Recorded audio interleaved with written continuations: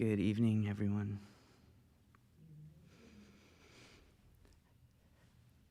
So, my teacher, great Zen master Changsi Kim, always said, love and compassion are a fundamental part of Zen. And I believe it's an essential part of the practice that we help each other overcome our suffering. After you attain awakening or enlightenment, the only thing left to do with your life is to help others alleviate their suffering. This is what Buddha did, and it's why the teachers and Zen masters that followed him continue to teach and give Dharma talks. We're trying to help other people. That's what it means to be compassionate. For me, my drive to teach comes from my love for other people and wanting to help them. Zen is a tradition passed on through Dharma teachings, and it's a practice that's been absorbed and adapted by different cultures around the world. It's not a religion centered around any specific god or gods. It's a practice that's meant to help you understand both the truth of nature and the nature of truth. The way I teach and the way I was taught is that you don't even need to be a Buddhist to practice Zen. You could be Christian, Jewish, Muslim, Hindu, atheist, agnostic, or any other religion and still practice Zen. It doesn't matter to me what your beliefs are, and I don't insist that you believe what I believe.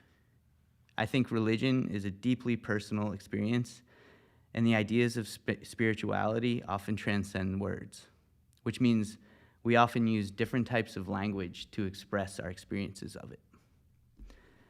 Zen can be adapted to fit the culture it's being taught in. I teach mostly Western students, so my lessons tend to cater to that audience. I generally try to use the most simplistic explanations of the Dharma lessons that I can, so that you don't need to know anything about Zen or Buddhism to understand what I'm saying. I might change the way I'm teaching if I'm speaking to a different audience.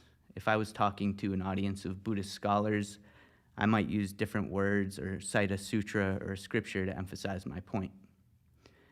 For instance, I was asked for a quote about Zen Buddhism from a chaplain at MIT for a book he was writing, and he asked me to talk about the role of love in Zen, and to cite Zen scriptures that captured that sentiment. Unfortunately, I had to tell him that Zen doesn't use any scriptures. It's an oral tradition passed from teacher to student. This is because it's meant to be taught in the context of each moment. So instead, I used a quote about love from the Metta Sutra, which is one of the oldest Buddhist texts that exists. It's interesting. The way my teacher taught me about love was different than the way I had used the word in the past. I had always used it to express an internal feeling towards someone else. My teacher, Sabanim, told me that nowadays we misuse the word love in a way that doesn't reflect its true meaning. So now, many people don't really understand what love is. We say things like, I love my car, I love my computer, and I love my phone. But what does that mean? Why do we say that? We love our car because it takes us where we want to go. We love our phone and our computer because when we push the button, it turns on, and then it does whatever we tell it to do. That's not love. That's control. And if we try to apply that meaning to other people, it becomes a disaster that results in increased suffering. I've seen people act this way.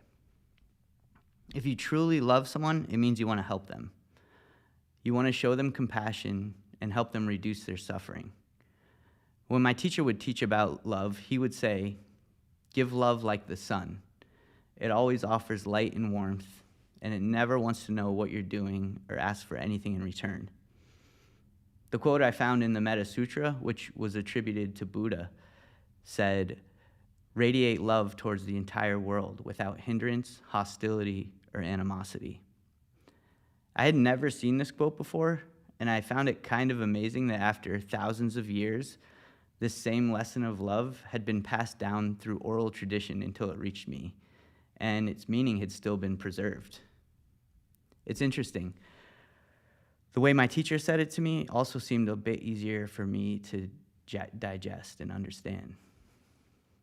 So why do you think Buddha and my teacher said this about love? What does it mean to you?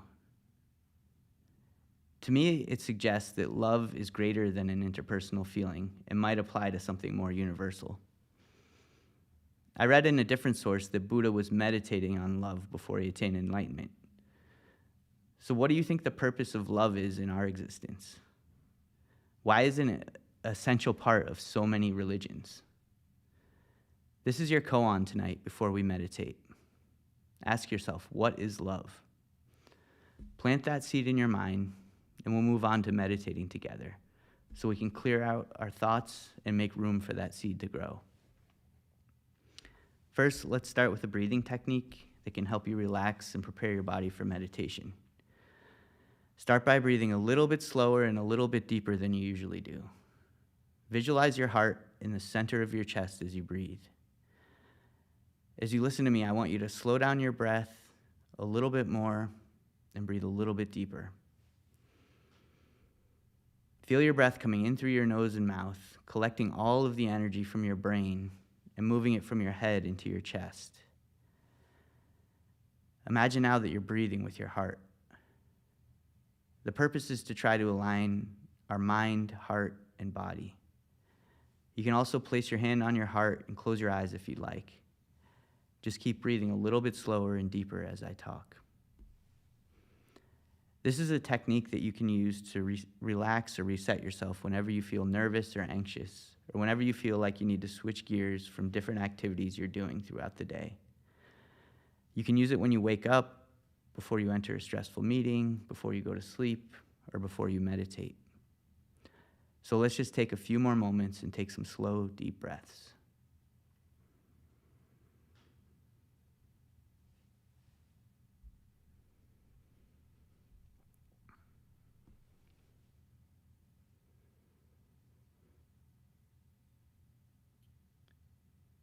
So tonight, as usual, we'll be doing a mantra meditation, and we'll turn around and face the wall. We'll sit with our legs crossed, and our hands will be right hand, left hand, touching your thumbs, centered in your lap. Try to keep your neck and back straight, and if your eyes were open, they would be at a 45-degree angle looking at the floor. If you get uncomfortable during the meditation, you can stand up or stretch out, but just try to be quiet and respectful of the people meditating around you. In traditional Zen meditation, a mantra is used to clear the mind. The mantra is the focal point of meditation, usually a word or a phrase repeated within your mind. If you try not to think, thoughts will inevitably come into your mind. By focusing on a mantra, you can use it to push out all of the other thoughts. As you meditate, only concentrate on your mantra. If another thought comes into your mind, let it pass and return to focusing on your mantra. A good mantra to use during meditation practice is Kwansam Bosal. Kwansam Bosal is the name of the bodhisattva of love and compassion in Korean Zen. She's often depicted with thousands of eyes and hands and is said to be able to see the suffering of everyone and help those who call out her name. Using this mantra will bring compassionate energy towards you while you meditate. Drawing this compassionate energy towards you is like giving water to your seeds, which will help them grow. Now we'll turn around and meditate for about 20 minutes or so. Okay.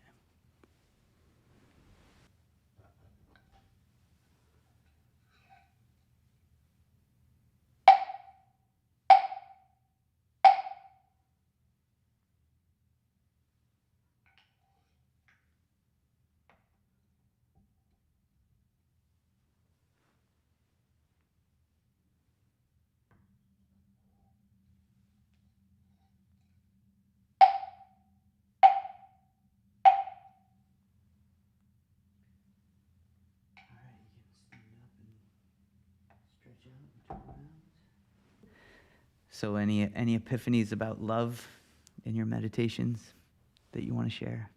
I have a question. Okay. You said that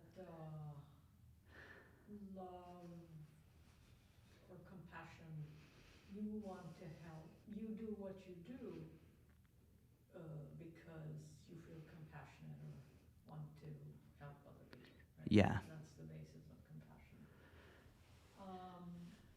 came for me is the thought of arrogance, maybe, that when I myself haven't even kind of reached a state where I feel perfect, or I feel like I'm, good in that way, or have solved that challenge for myself, how is it that I can try to help other people with that? Well, you don't have to be perfect. No one's perfect. And love and compassion start with yourself. So you start to learn how to just be more compassionate and forgiving towards yourself in your own journey. And then be patient with yourself. And then you can learn how to apply that to other people and extend that beyond yourself too. You can still be compassionate and loving towards other people. I'm just saying, if you don't feel that way, like you're ready yourself, it can be a process. So just have patience with yourself on that. Yeah, that would be my best advice. But you have to learn how to love yourself and be compassionate to yourself. It's the same thing, trying to help yourself through meditation. You can help yourself alleviate your own suffering, and then you can help other people apply that to their lives and become a teacher once you feel that confidence in yourself that you have that to share with them. But I think there's little steps you can do along the way. It doesn't have to be, you don't have to be perfect and have all the answers. Yeah, everybody grows at a different pace, and the important thing is that you are compassionate towards yourself and that you want to do all of these things and keep continuing on your journey and be patient, that things don't happen maybe at the pace you'd like, or for whatever reason you might feel that way towards yourself, that feeling you expressed about, that feeling towards yourself. So, good question. I have kind of a question, but there's obviously like different types of love, like romantic love or like love between friends and family. Yep. What do they say about that in Zen? Like, I think that's one of the questions, like what you can think about yourself as well. My own feeling about it is it's all different manifestations of the same thing, and we're using the word sometimes with a very restricted meaning for what it is. So when I said I think there's something more universal about it, that's kind of what I was saying. It's something actually broader than just an interpersonal feeling. That's my own feelings about it, but I think it's important to explore that yourself. The first love you felt, if you were fortunate, was from your parents, and then at some point when we're probably teenagers, it becomes more about these kind of crushes you develop on people, and I think that is just sometimes it might even be a misuse of the word love, but it's also, even if it's true, it's such a small portion of what love can be. To me, the heart of love is that you want to help other people. You want to help them alleviate their suffering, and that comes out through your actions, through compassionate actions, through trying to help people. So I think that's... So if people aren't helping you and causing you more suffering, does that mean they don't love you? It's hard to say what other people feel, but I think a lot of that is born out of just general ignorance in our society about what love is, and kind of misunderstanding of the words because of, like I said, we misuse it so often, right? and it becomes affiliated with other emotions, and we confuse kind of what that is. But I think it's,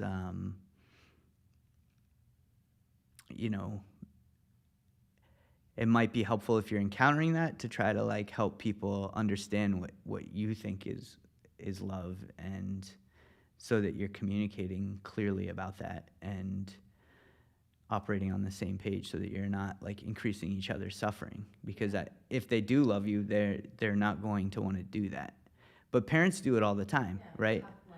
Tough love, they do things, but also, as much as we love our parents, a lot of them are born and projecting the same ignorance I'm talking about. Like, they don't know everything. When you're born, you think they know everything because they know so much more than you. But a lot of times they have their own different types of karma that they have to overcome to, that they aren't necessarily just enlightened beings just because they gave birth. It's everybody's at different stages of growth. So yeah, I would say, if you do love the person, and try to be compassionate to them and try to help them understand and try to overcome some of their own ignorance about, if they do love you, like, why do we cause each other suffering or whatever? So I think, it's a tough thing to do, to tackle those things, but I think perhaps if you meditated on it, you'll have some unique ideas. It's hard for me to speak in very general terms about that, but I think, you might find some places where you can be helpful in progressing that into the kind of loving relationship you probably both want it to be. So, all right. So I've got a little something I was planning on talking about. I can go into that. So I've been studying Zen for nearly 2 decades now. And as I said, it's an oral tradition.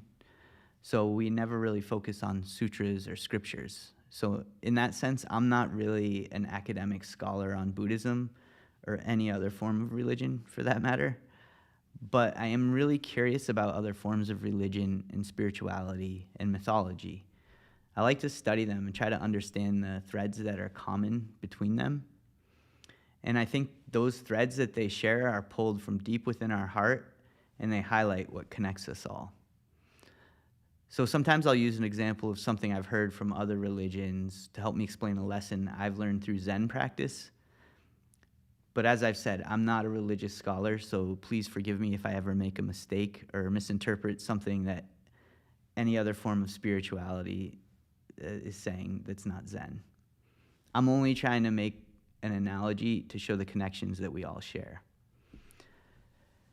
So lately I've been studying some of the ancient texts of Buddhism because I wanted to understand how these lessons are similar to what I learned studying Zen. And tonight I wanted to share some of what I learned with you.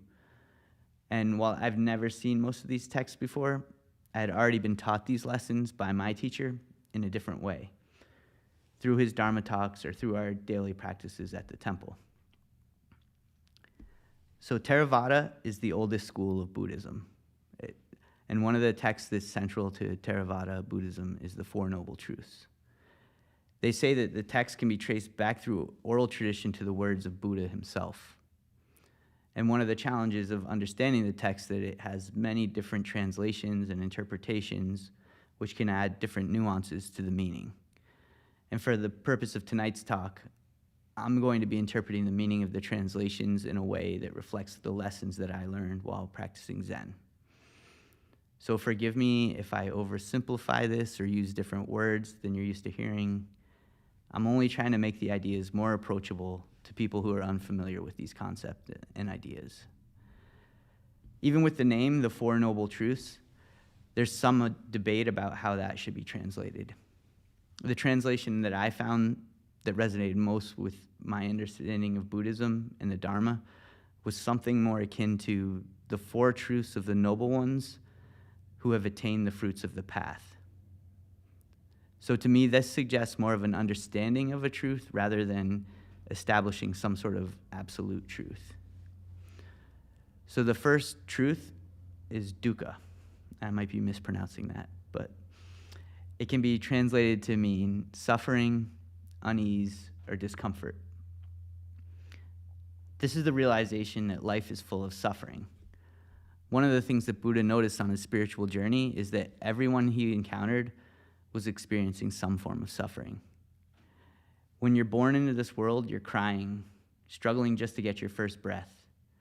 After that, you start to feel hungry, and you must constantly figure out how to feed yourself so that the pain of the hunger goes away. But it always comes back. So when bad things happen, it causes suffering. Aging causes suffering. Illness causes suffering. Being separated from the people and things you love causes suffering. Anything you desire causes suffering. Even if you get everything you want, you'll fear losing it. So the first truth is that suffering is a natural part of life, and it's the only part of life that's guaranteed. The second noble truth is sumadaya, the origin of suffering. So what causes suffering? Suffering can start in our body with pain, craving, hunger, or thirst. Our suffering is enhanced when we cling to these feelings and we become attached to our desires. Thinking about the past and the things you wish you could change can lead to depression. Thinking about the future and the things you can't control can lead to anxiety. Each time your mind wanders out of this moment, it causes more suffering. Clinging to our thoughts, feelings, opinions, desires, and ego creates more suffering, and attachment to these things creates karma, which keeps you on this trajectory of suffering. The third noble truth is nirodha, the cessation of suffering. This is achieved by letting go of our thoughts, opinions, desires, and ego. This is the way to attain freedom from suffering. The fourth noble truth is marga, the path. In Therevāda, they call it the Eightfold Path, and it calls for the correct view, intention, speech, action, livelihood, effort, awareness, and focus. In Zen, we simply call this the way or the path. So there are a lot of supplemental teachings that sometimes accompany these lessons, but basically these are the four noble truths that are the foundation of Theravāda Buddhism. And historically, these truths have been interpreted in slightly different ways by different teachers and practitioners, but most agree that they can only truly be understood through personal experience. When Buddha went on his spiritual journey, he gave up all of his material possessions, his status, and privilege, and then embarked on a quest to find the root of all suffering. In order to do this, he needed to understand the essence of his being to understand where the suffering was coming from. He needed to understand his mind. When he attained enlightenment, he gained insight into the true nature of his mind, and he realized all suffering is made by our mind. All of our thinking, mental constructs, and concepts, including our suffering, are created by our mind. Even the idea of our mind is a concept that we created. When all of these ideas that we create disappear, there's no longer life, death, old age, or illness. Once you experience this, you'll no longer suffer. So, in Theravāda Buddhism, they start with the Four Noble Truths, and they use them as a guide to attain freedom from suffering. This means they start with the form of the Four Noble Truths, and then practice letting go of all these mental constructs to attain emptiness and liberation from suffering. In Mahayana Buddhism, it's the same idea, but they approach it from the opposite direction. First, they try to attain emptiness, to experience it, which gives them the same insights contained within the Four Noble Truths. They're really just going in opposite directions around the same circle and will eventually end up in the same place. My point is, it's just different approaches to the same thing. Zen practice, which is what I teach, is also just a different approach to the same thing. Zen can be a little confusing to some people because its teaching style is different from what they're used to. There's no step-by-step guide, and there's no scriptures or sutras we rely on for teaching. In Zen, we focus on the way, or the path, which is essentially the same thing as the fourth noble truth that I mentioned before. So my teacher would describe this path as clear mind, clear thinking, clear action. This means that when your mind is clear, your thinking is clear, and your action is clear. It also works in the opposite direction. If your action is clear, your thinking is clear, and your mind is clear. Again, this is just opposite directions around the same circle, which brings you to the same place. This is a practice that each person has to do in order to experience an empty mind. We typically use different forms of meditation and koan practice to help us stay on this path. The function of the teacher is to guide, inspire, and encourage you along the way. No matter what your form of religion or spirituality is, the path can be challenging, and it can sometimes be confusing in how to apply these guidelines to your life at any given time. Sometimes it's difficult to discern what is the right or correct way. Sometimes even your precepts can conflict with each other. For instance, if you take Buddhist precepts, you would usually vow not to lie and not to kill. Now imagine you've taken these precepts, and then one day you're walking in the forest and a startled deer runs by you. Shortly after that, you see a hunter, and he asks you if you saw the deer and which way it went. If you tell the truth, the hunter will use this information to kill the deer. If you lie and misdirect the hunter, it could save the deer's life. Or maybe you just stay quiet and don't answer. Then maybe the hunter will not find the deer, but his family will starve to death. At this moment, there's an apparent conflict between your precepts. How do you know what to do in this situation? The point of the story is that your precepts, vows, and beliefs may be very clear, but it's not always easy to understand how to apply them in each moment. Only if your mind and thinking are clear can you take the correct action in that moment. This is the focus of Zen, trying to always keep your mind, thinking, and action clear in each moment. This is the whole point of the practice. This is how you can attain true insight into the Dharma. So, what is the foundation of Zen practice? To simplify my explanation, I'll borrow a metaphor from Buddhism and describe it as the three jewels. The three jewels are the Buddha, the Dharma, and the Sangha. Buddha is the enlightened teacher, Dharma is the teachings from Buddha, and the Sangha is the community which supports you on your path. Zen is taught through the Dharma talks of the teacher. The teacher instructs the students on the value of meditation and how to meditate. The community meditates together and supports each other on their journeys to attain enlightenment and find harmony in the universe. The thread that ties these three jewels together is love. Love manifests internally as a feeling that you want to help others to alleviate their suffering. Compassion means you take action to help others in this way. This is what Buddha did. He dedicated his life to helping others and was the embodiment of compassion. All of his teachings were an expression of compassion. And love is the shared feeling that holds the Sangha together. In Zen, we practice meditation to attain a clear mind, clear thinking, and clear action. You can also use clear action to clear your thinking and clear your mind by treating your actions as a meditation. The idea is to turn everything you do into a meditation and experience emptiness. This might sound simple, but it's not always easy to keep your mind clear. No one's journey is the same, and you will ultimately need to find your own path. But like every journey, you'll reach challenges along the way. Thoughts and emotions are always arising, and sometimes they can be very difficult to process and clear out. At some point, you might need some help and support to help you progress through the difficult parts. That's why it can be valuable to find a compassionate teacher and a community you can trust.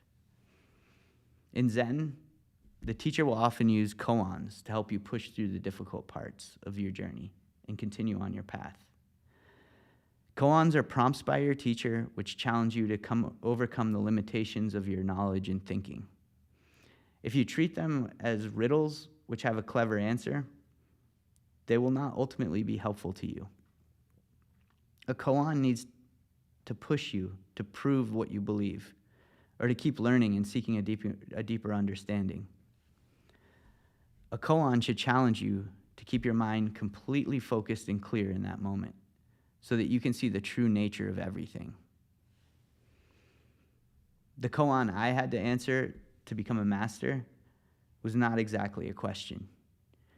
My test was to cut an apple in half with my sword that was sitting on someone else's stomach without cutting that person. This required that I completely clear my mind and concentrate on the task in front of me. I had to prove 100% that I could completely focus my mind in that moment.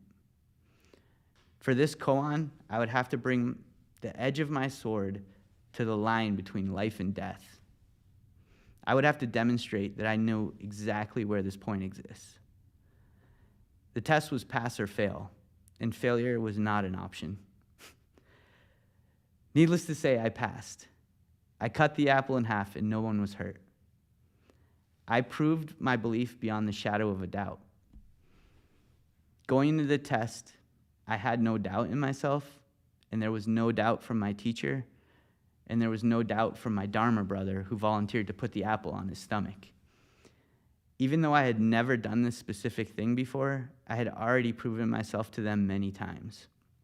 This was only a way so that to demonstrate to everyone else so they could see what we already knew. Now keep in mind, I'm a sword master as well as a Zen master. I studied sword years before this test, and I don't recommend you try this demonstration at home. You don't need to do this specific test to become a Zen master or to attain enlightenment, but you do need to believe in yourself and your mantra 100%, and you need to prove it to yourself. Now, this was merely a test to become a master, which is only one step along the way to attaining enlightenment. To attain enlightenment and completely experience emptiness, you need to learn how to apply this level of focus to every moment in your life. A lot of people experience increased focus in life or death situations because if you lose your focus, you might die.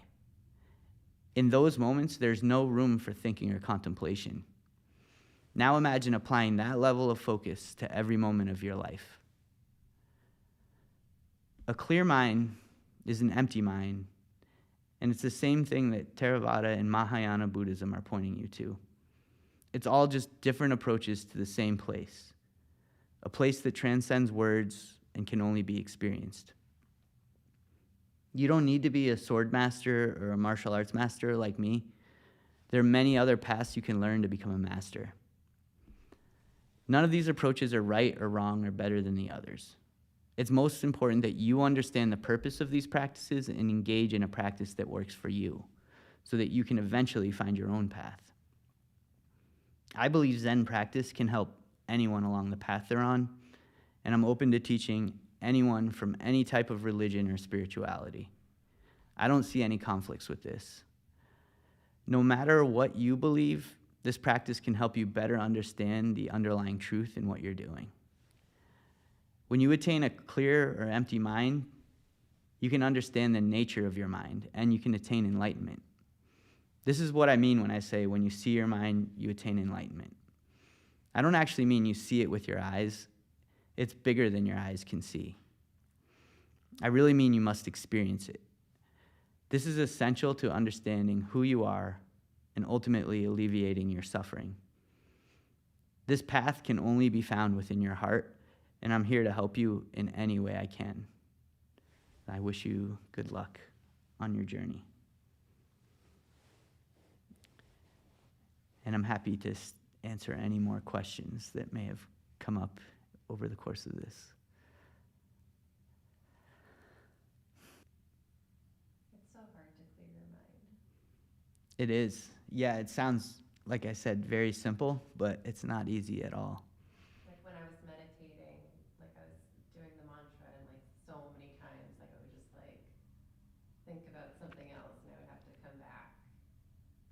Yeah, It's just like, I think and that's I get frustrated. I'm like, you did it again.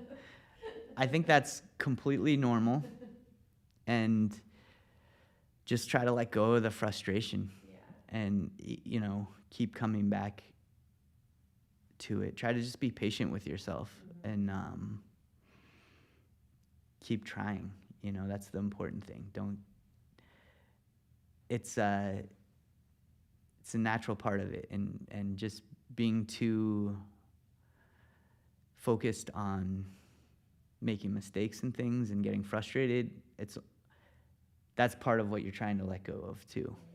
So, and that's kind of what I was saying, like you need to be compassionate with yourself for those kind of mistakes, because when you're teaching people, everybody's going to make mistakes. And so if you can't forgive yourself and understand and empathize with what they're doing, it makes it really hard to be to relate to your students, So that's something you can just keep working on. And the important thing is, like, you're taking steps in the right direction, even when you're making those mistakes and your mind wanders. You're still at least conscious enough to know, oh, I can just come back to my mantra. And that's something, you can learn to do in any kind of situation where you become overwhelmed with your thoughts. Just being meditating makes you hyper aware of that. So, but it probably happens all the time in day-to-day life. Like something happens and then your mind starts to drift off into that kind of following that train of thought. But if you get really good at meditating and you start to recognize that when it's happening in different parts of your life, and then you can just try to refocus on what you're doing. And that's why I like to always emphasize that anything you do can be a meditation. And so you don't have to be sitting with your eyes closed, meditating. Whatever you're doing in front of you can be your mantra as well.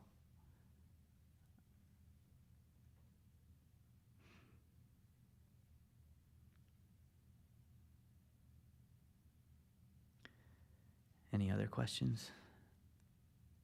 Loved it. I like that you talked about how, like, just about suffering, like, yeah, it sounds so bad, but it's just like a part of being human. Yeah. And like, we shouldn't worry about it because, like, that's just what life is. It's part of it. Yeah. It's not all good. No, It's not all perfect. I think you learn quickly to adapt to the things that are probably causing you the most suffering, like just being hungry. Like if you didn't have food, that'd be a major source of suffering. Probably nothing else would matter as far as interpersonal issues and things like a bad boss or something. If you're starving, that's the only thing you're going to be thinking about. And but I think we quickly learn to adapt to certain forms of suffering and just make it part of our life that we don't even acknowledge it. Even, like I said, when you take your first breath, that's why you're crying when you're born. It's hard. You're like trying to get that breath in, and you kind of forget about that until, maybe you're sick and you can't breathe as well. Then all of a sudden it's like you're laboring for your breath and coughing, and it becomes just breathing can be a form of a source of your suffering, not being able to get all the air you need. So a lot of it, we've just learned to adapt, and but we always seem to, even when we overcome one form of suffering, we always seem to introduce another form of it, So, yeah, the good parts of life are definitely not guaranteed. So you can always appreciate when you find those, but the suffering is always guaranteed. So,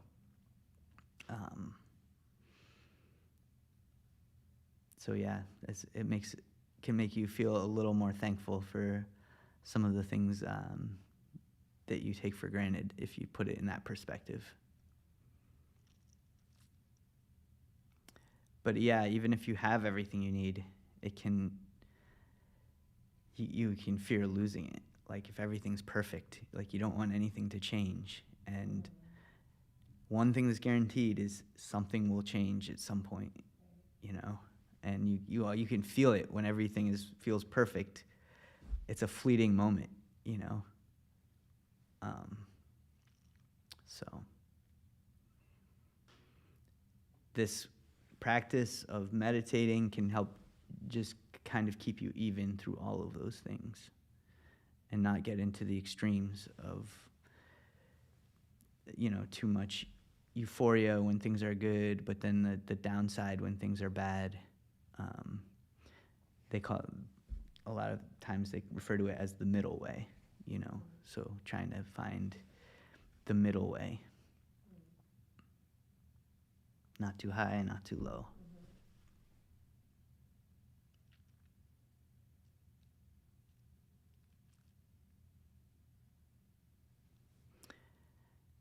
Any other questions?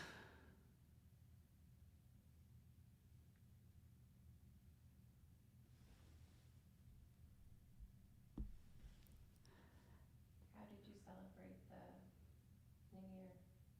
the New Year? The New Year?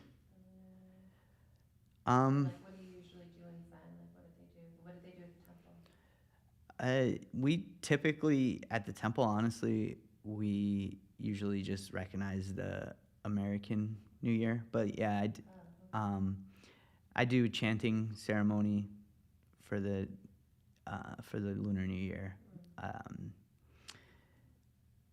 I think it was more like my teacher was more important to him, but he didn't necessarily make us follow that. We did all of our New Year's chanting on the first of the Western calendar solar year, I guess. But he always mentioned it. And I like it. It just gives me another way to think of a new beginning, right? And trying to always, anytime there's a beginning, whether it's like the beginning of a day, the beginning of a month, or the beginning of a year, I try to recognize that in some way so that I can reset and refocus and stay on the path that I'm on. Usually that I do some form of chanting ceremony and some like extended prayers about just all of the things I want to bring into my life and manifest, and mainly just to refocus my mind on the things that are important to me, saying thanks, being grateful for the things I have, and just reminding myself of all that.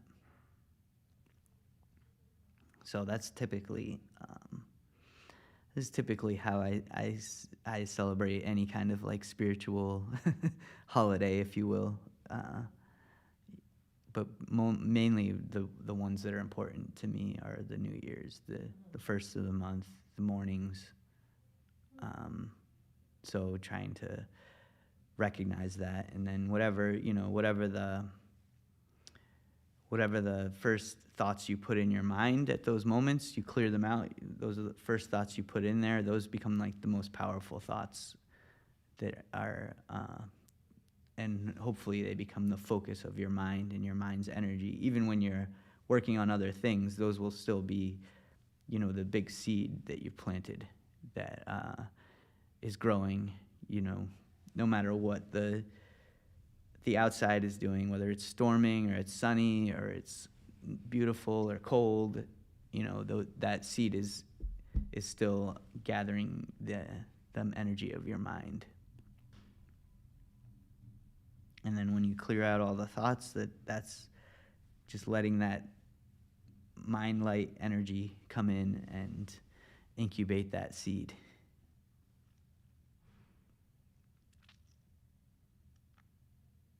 And if one thinks of it in the way that you said, right,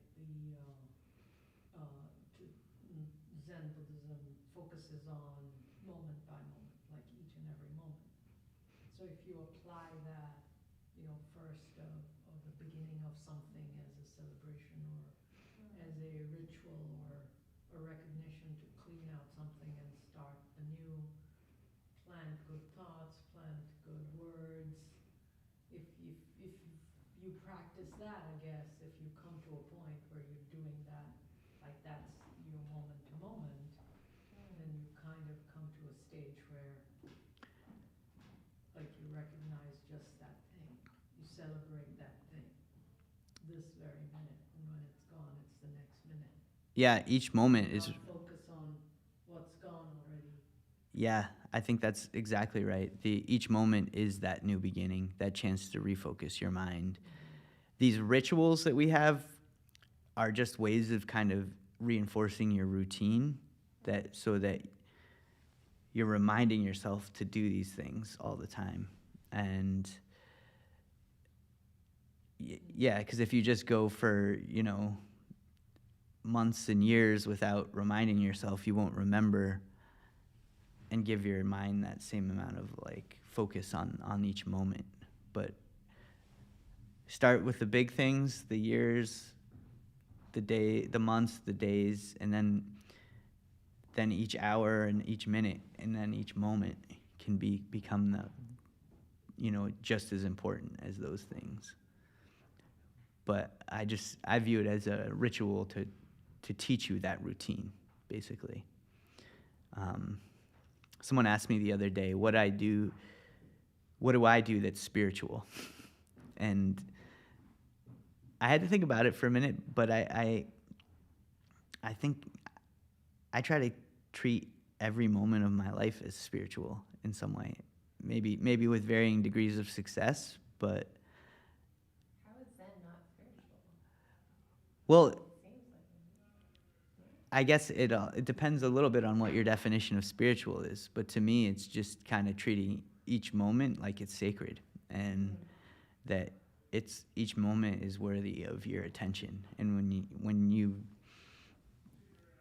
are trying to live your life like that, everything becomes a spiritual experience.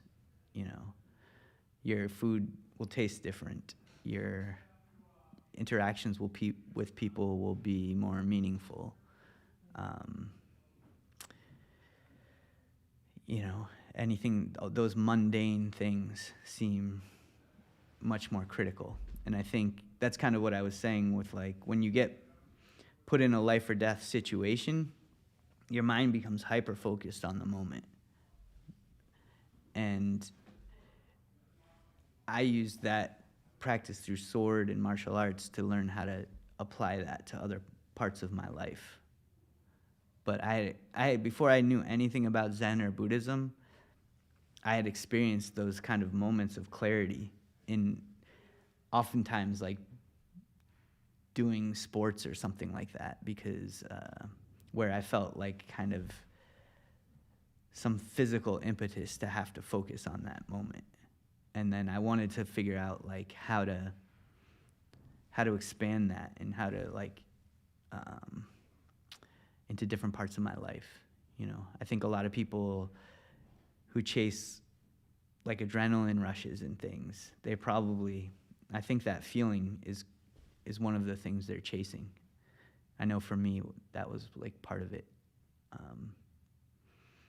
And as soon as I started practicing Zen and martial arts, I found like a different way to practice and to get that level of focus. And I stopped chasing like the more dangerous kind of adrenaline rush kind of things. but I didn't feel the need to do it anymore. Or maybe I was just getting, I suppose it just may come with age too, but to me it seems directly related to what I was doing.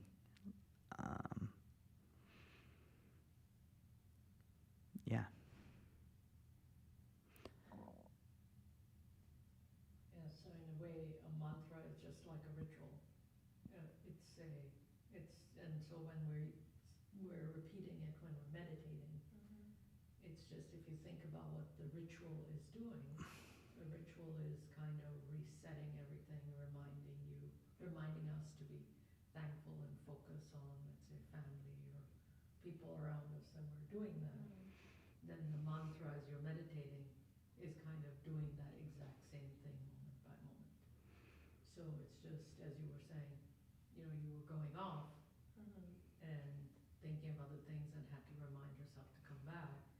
And it's that hope that the mantra is bringing you back faster than if you were not saying the mantra.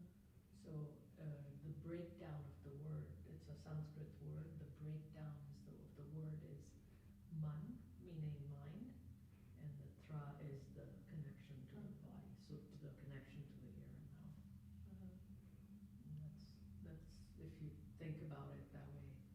I mean, I never used those words, but that's essentially what I'm trying to say, with a lot of the stuff I'm saying. Like make the meditation your ritual, or make the ritual your meditation. So we were talking about like big celebrations, right? Yeah.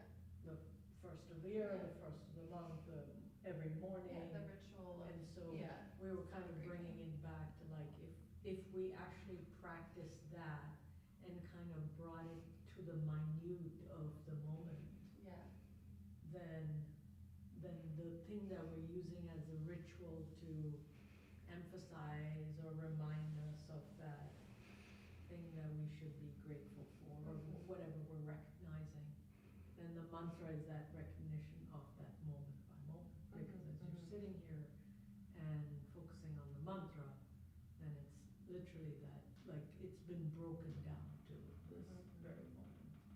And so the whole essence of the mantra is to help you do that and come here.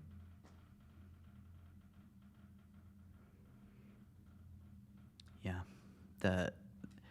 The great transcendent mantra that is in the heart, that they're referring to in the Heart Sutra. It's everything that it's every moment that you need to focus on. It's bringing your mind focused on it each moment, so that all of those things that come from thinking, including your suffering, they aren't, if you're not thinking, you don't experience, if you're able to just stay completely focused, you don't have those. I have a question.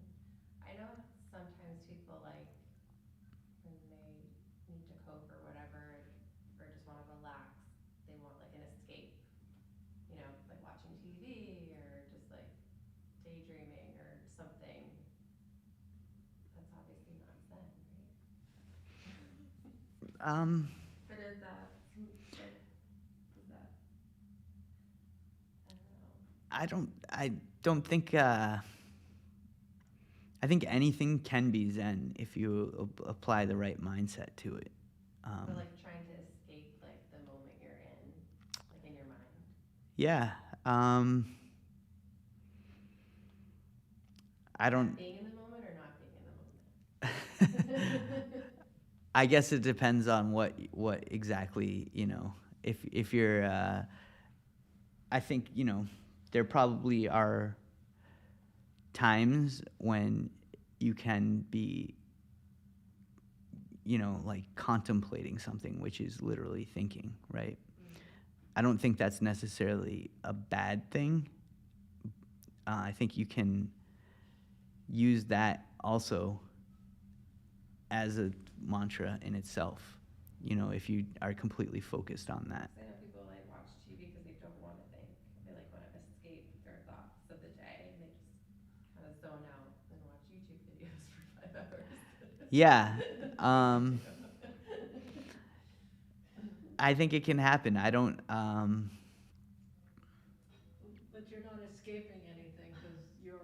inputting things that you are now giving control away to something else. Yeah, but I always feel guilty after. It's like, what did I just do for the last hour? Yeah, I'm not gonna say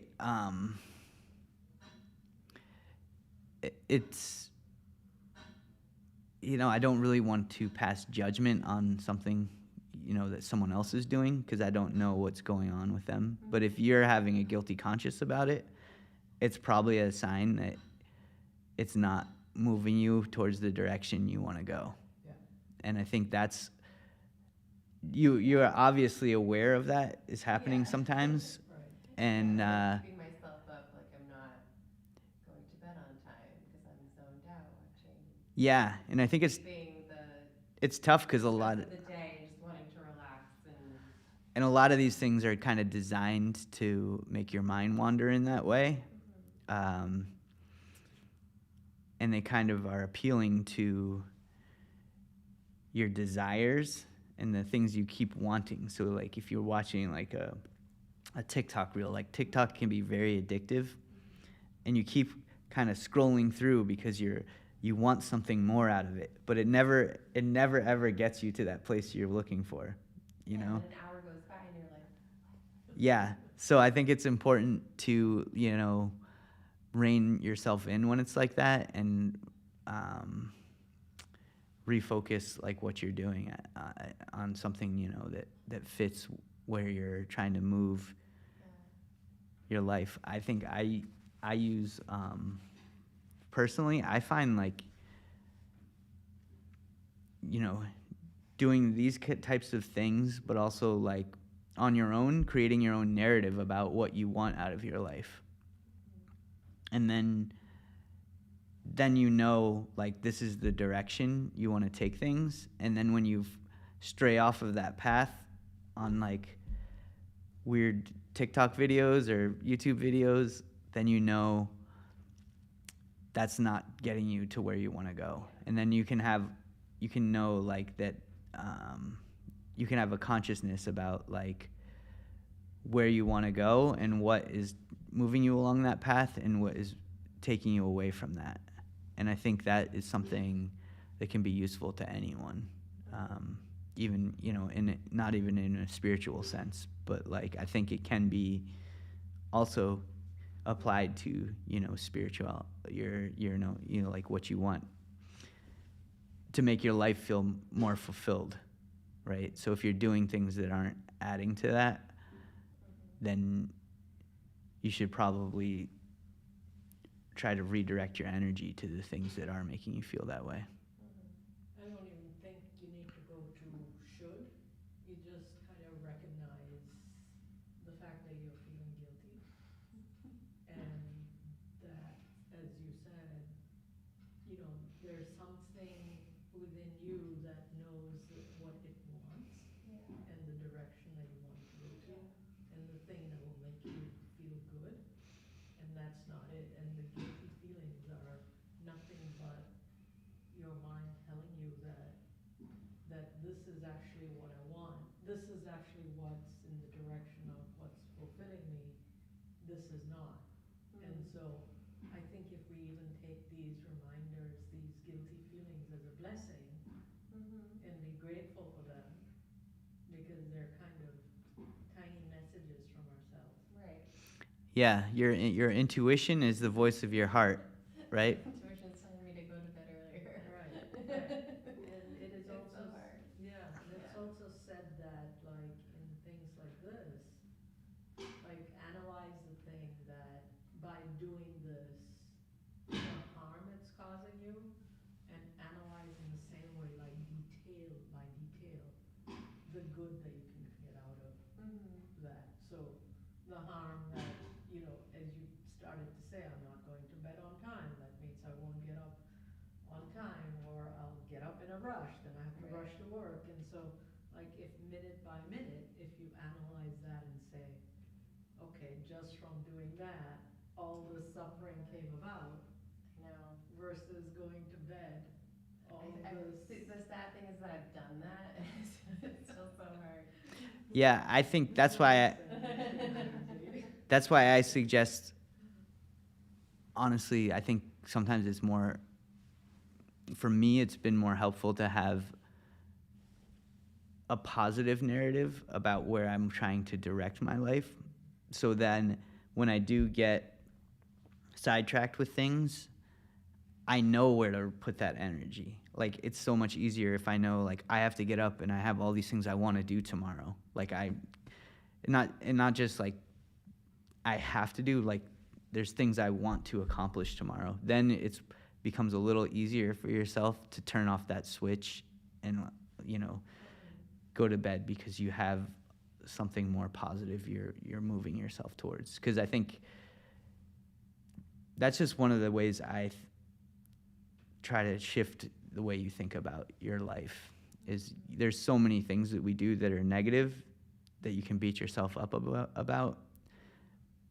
But when you start to have like a positive place you want to direct all your energy, it becomes a lot easier to make those choices. And I think that's one of the things, you know, just being part of something where you kind of remind each other of these things can be helpful. That's what the Sangha is for, you know, to remind you, like, your heart is telling you this, you got to figure out what that means and where that, because the messages aren't in clear English, you know, they're feelings, and it's like, oh, I shouldn't be doing this.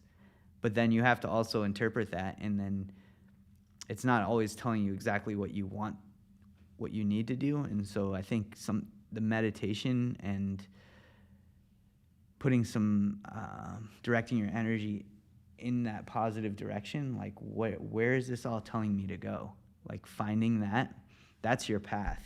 And that's what I'm trying to help people find out. And it took me a long time to really feel like I knew where I was going. And even when I really thought I knew, sometimes it wasn't exactly where I thought it was. But it wasn't like that was all wasted energy. It was still moving me in the general direction. I made pivots at certain points and pivoted to different things. And all of that experience was very helpful. So, so I have some specific things I can help you do that might help you suss some of that out. But I think one of the things, I'll just say it so it's on the video too, is just finding that even if it's not what you ultimately end up going with, creating a narrative about what you want to create in your life and what you want it to be in a positive direction. And then just having a map, you know, like then you have a map. It's there. You're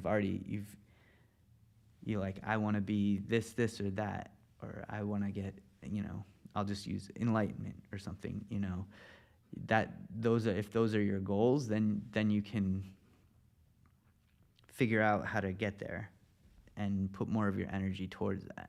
And then you'll know, like, oh, I just wasted an hour on something and I don't think it moved me towards my goal. So tomorrow night I'll try not to do that, or something like that. And I think it becomes it can be a little easier to make those shifts when you have something that you're trying to a direction you're trying to go, rather than getting pulled by whatever the forces are, or your body, or your impulses that come from mostly your body. And they aren't really, because your body will do a lot of things that don't necessarily serve you in the long run. Like, that's why, like, a lot of, you know, a lot of the different forms of Buddhism focus a lot on, like, having precepts which are modifying your behavior so you're not, like, acting with lust or something like that, because those are the things that come from your body that feel good in the moment, but also don't necessarily take you in a positive direction in your life, right? So, so that's why I'd say that generally Buddhists have precepts, is to kind of create a general set of guidelines of behavior, but also I think it can be more effective sometimes if you create a narrative about where you want your life to go. And then all of those precepts take care of themselves because you're always moving towards your goals. Well, I'm happy to stay, but it is getting later than we usually go. So I want to make sure I don't keep you too long. Thank you. Have a good night.